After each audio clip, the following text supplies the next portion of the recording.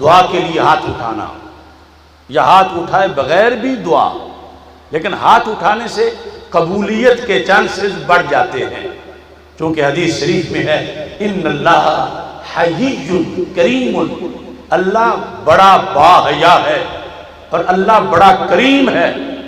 یستحیی من العبد، اپنے اس بندے سے حیا کرتا ہے کہ جو ہاتھ اٹھا کے دعا مانگ رہا ہے۔ کس چیز کے لحاظ سے حیا کرتا ہے؟ کہ اس کے ان یردہما صفرا، کہ رب ان ہاتھوں کو خالی واپس لوٹائے، اللہ کو حیا آتی ہے۔ اس بنیاد پر یعنی ہاتھ اٹھا کے مانگنے میں مزید رحمت کے ملنے کے چانسز ہیں، اور دعا تو بندہ علیحدہ مانگے تو پھر بھی دعا ہے،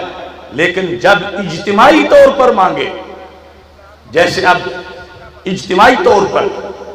الحاج منظور صاحب کے لیے دعا کا اہتمام کیا گیا، اس کا سبب کیا ہے؟ صحیح مسلم شریف میں حدیث شریف ہے مجتمع قوم فی بیت من بیوت اللہ یتلون کتاب اللہ ویتدارسونہ بینہم الا نزلت علیہم السکینہ وغشیتہم الرحمہ وحفتہم الملائکہ وذکرہم اللہ فی من عندہ۔ یہ صحیح مسلم میں ہے۔ یہ ہے دلیل کہ یہ کیوں اہتمام کیا گیا،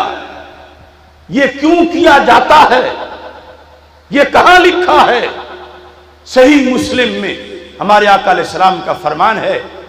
مجتمع قوم فی بیت من بیوت اللہ۔ گرامر کے لحاظ سے مطلب یہ ہے صدی پہلی ہو یا 15ویں ہو، سرزمین حرمین شریفین کی ہو یا پاکستان کی ہو، دن کا وقت ہو یا رات کا، میری امت کے کچھ افراد فی بیت من بیوت اللہ، اللہ کی زمین پر کہیں بیٹھ کر وہ یتلون کتاب اللہ، اللہ کے قرآن کی تلاوت کریں، وَيَتَدَارَسُونَهُ بَيْنَهُمْ، پھر اس کا درس دیں، قرآن کا مطلب بتائیں۔ تو اتنا کرنے سے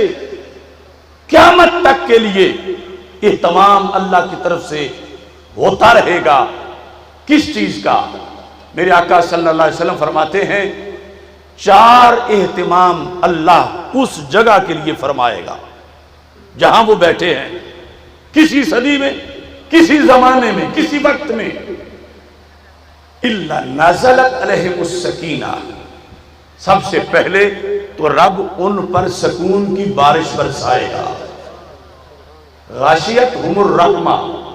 دوسرے نمبر پہ رحمت ان کو ڈھانپ لے گی، حفتہم الملائکہ، فرشتے آ کے اس جگہ کا طواف کریں گے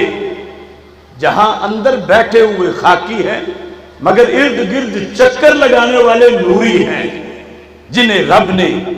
آسمانوں سے بھیجا، یا 15ویں صدی ہوگی یا 20ویں، سرکار کی طرف سے یہ اہتمام کروایا گیا ہے۔ اور چوتھا فرمایا ذکرہم اللہ فی من عندہ، رب ذوالجلال فرشتوں کے سامنے فخر کے طور پر ان میں سے ہر ایک کا نام بھی لے گا، ذکر کرے گا فی من عندہ، جو فرشتے اللہ کے دربار میں حاضر ہیں، فلاں بن فلاں بیٹھا ہے، فلاں بن فلاں آیا ہے، ان کی حاجات تھیں،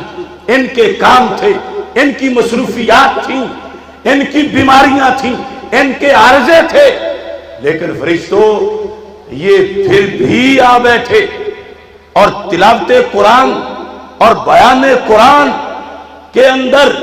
ثناخوانی مصطفیٰ علیہ السلام میں یہ مشغول ہو گئے۔ تو جس وقت یہ اہتمام چاروں ہو جاتے ہیں تو اب جو دعا مانگی جائے گی اس دعا پر پھر زیادہ برکتوں کا نزول ہوگا، کہ جب رب نام لے رہا ہے کہ فلاں فلاں بیٹھے ہیں، فرشتوں کو فخر سے بتا رہا ہے دیکھو آئے ہیں، بیٹھے ہیں، گرمی میں آئے ہیں، اور فرشتے کچھ طواف کر رہے ہیں، رحمت بھی آ گئی، بخشش کی ہوائیں چل گئیں، تو ایسے میں جب یہی منگتے مانگنا شروع کر دیں گے جن کا نام لے کے رب العرش فرشتوں کے سامنے فخر کر رہا ہے، تو پھر قوی امید ہے جن پہ فخر کر رہا ہے ان کے اٹھے ہوئے ہاتھ بھی رحمتوں سے معمور فرما دے گا۔